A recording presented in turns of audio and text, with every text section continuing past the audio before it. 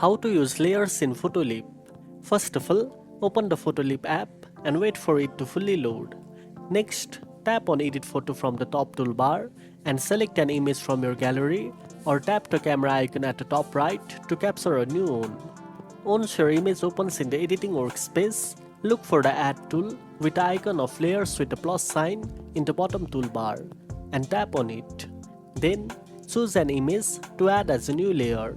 You can rearrange layers by sending them backward or forward by tapping the three dots below the layer.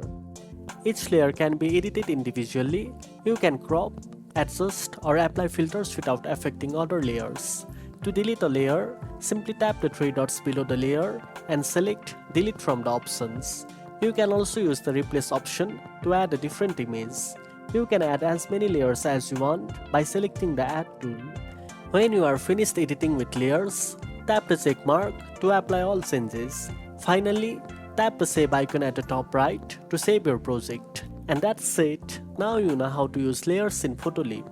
If you found this video helpful, don't forget to like, share and subscribe for more editing tips. Thanks for watching, and I'll see you in the next one.